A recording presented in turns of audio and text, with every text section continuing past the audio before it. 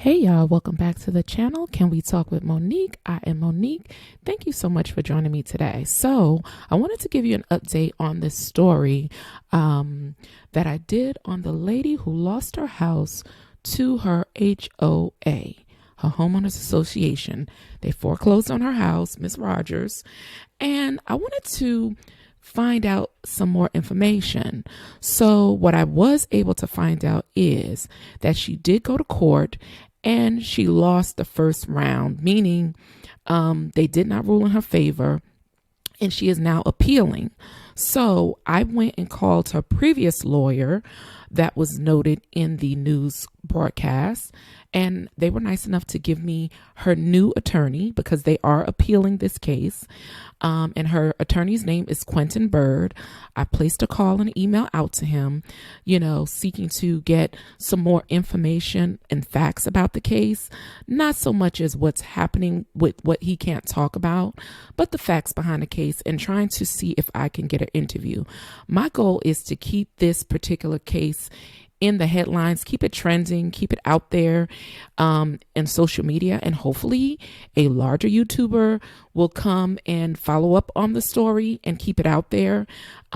Also for educational purposes, so people can understand that HOAs do have power and some authority. I was able to find some documents, like this is the Irish Creek Section 2 Homeowners Association where she lived. And so I spoke to someone there. Of course, they told me that they could not speak to me because the case is still in litigation. So this is how I found out it was still in litigation. And then I called her previous attorney, Mr. White, and someone informed me that, he's no longer representing her and that the first round of the case didn't, go so well in her favor, but she is appealing it and that she had a new attorney, and they gave me that attorney's number. The other thing I was able to find out was some previous board of directors meetings from the HOA, and this is from 2021. And actually here is the financial report where it says, motion made by Scott M. and by Nick M. All approved. Proceed with foreclosure now. Intent letter already sent. No response. If no payment or response received after intent letter, proceed with foreclosure. If no payment or response received after intent letter, proceed with foreclosure. And it says that multiple times. So it looks like they've had multiple people in foreclosure, homes that they foreclosed on. And then here, demand letter sent to, and they blanked out the name, as balance is now 2 years delinquent. I'm assuming that this is Mrs. Rogers' situation. I don't know, but I am assuming because it took about 2 years for her case to, for those arrears, whatever was in arrears, to accrue. So I'm assuming this is the May 31st, 2021, but it looks like I'm assuming there's more than one house that they have put in foreclosure. So I'm just telling you, the meeting was adjourned at 6:30. Now this was all online. So all I'm showing you is that HOAs have a lot of power. They do have a lot of lobbying power. And there's some people, if you look at my comments, and I do read your comments, guys, some of you guys were like, look, this is the reason why I would never buy an HOA. Now, I have been in HOA communities for some years. I do know that they can put liens on your house, but I did not know that they had the right and the authority to foreclose on your house. Now, the difference in this situation with Mrs. Rogers is that her home was completely paid for. So I can understand, and there's a lot of other little things going on. There are different phases to this community. Let me show you some documents. See, these are some of the plans, the lot and the plot maps for this community. Let me rotate them so you can see. And there were multiple phases of this community. Now, I don't know, I'm not 100% sure, but from the previous news report, her previous attorney said that there, in some writings that I've seen online, that there are different phases. And I was able to confirm this, Irish Creek Subdivision, Section 2, Phase 1C. Some, I'm assuming, and from what I'm understanding, some of the different phases have an HOA and others may not. Now, I don't know if that's changed since then, but as you can see from this, Irish Creek Subdivision Section 2, Phase 1B. So there are different phases of this. And she said she didn't know that she was in an HOA. And that kind of makes a little bit more sense because from what I understand, and I haven't confirmed this, I have some emails and I'm waiting for information that all of the phases are not a part of the HOA. So that would make sense as to why maybe she thought, and I don't know if she paid for her house when she entered into the subdivision and it was completely paid off. I don't know. So she got mail saying we're foreclosing on your house. I could see her ignoring it because she's like, my house is paid for. So what am I in foreclosure for? So anyway, guys, I am still, this is the lady right here, Miss Rogers. Okay. And y'all know I do renditions. You know, I do my, animations of people. And these are what I came up, but her house, her 2-story brick home at the time of foreclosure was worth $400 and some odd $1,000. Well, now it's worth over $500,000. And she had to leave her home. She was evicted. And I don't know where she's staying, but through her appeals process, she is not in her home. Somebody else is more than likely living in that home. They purchased it for half of what she bought it for. And this was only for $1,400, okay, in HOA dues that were arrears. $1,400. And she said she would have paid it if she knew. She said she didn't know she was an HOA. She didn't know she owed that money. Her house is paid in full. So whatever letters that she was getting, maybe she just ignored them because of the fact that, she assumed her house was paid for.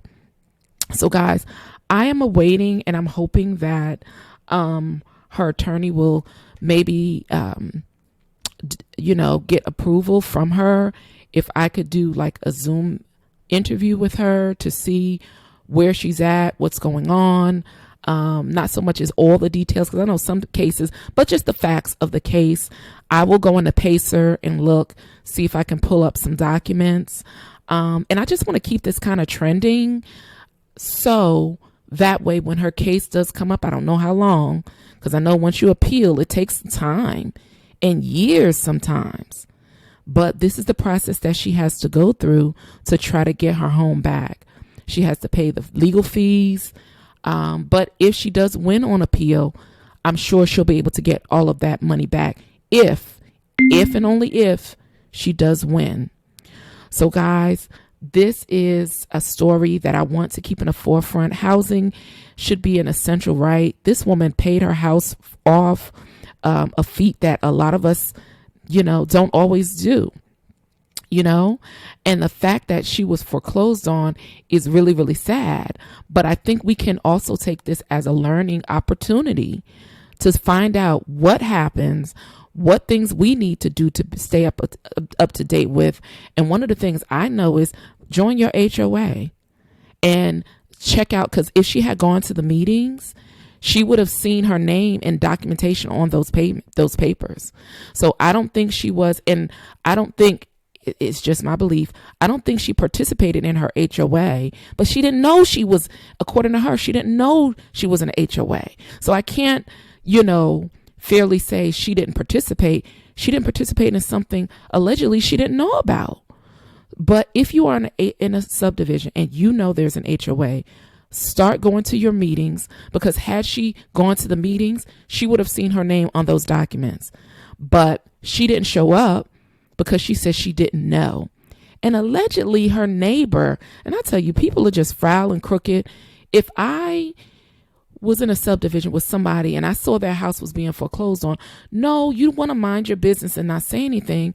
But if I'm your neighbor, I'll be like, hey, I went to the HOA meeting and they're talking about foreclosing on your home. Is there, try to start a conversation that could have initiated in her brain that, wait a minute, something is going on here before it got too far gone. And she could have just paid that $1,400 and had this over and done with. But they were saying allegedly, I don't know how true, and that's why I want to interview, that her neighbor knew something about this whole thing, this kerfuffle that was going on. But it's really truly sad that this woman is no longer in her home. Somebody bought it for $221,000, and they probably don't want to leave because there ain't no house on the market right now for no $221,000. But if they didn't follow due process, she has to appeal this, I guess, wherever she can go. But she lost in the first round at, I guess, her local level, state, county level, wherever she went to court. But guys, let me know how you feel about this story. This woman lost her home to Trenita Rogers to, foreclosure for owing $1,400 in HOA dues. They sold it at auction at bid on the county courthouse for $21,000, half the value of the home. The house now has appraised higher for $500,000, and she is out of her home spending her money. I don't know where she is staying. She's spending her money to try to get back in her home. And now she has a foreclosure on her, I'm sure, on her credit report. But this story I want to keep it trending. I want to keep it in the, on social media. I want larger YouTubers to come and follow up with the story, to keep it trending. That's how we do. Sometimes larger social media platforms will, look at smaller, YouTubers, and, we cover the stories. That's how we do sometimes. And this is how these things work. But, this is not just about clicks and views, guys. This is about a situation that's going on, and we can educate people who are in HOAs of the power that homeowners associations have. So let me know what you think about this. Like, share, subscribe, hit that little bell, and I will see you guys on the next upload. All right, y'all. Peace. And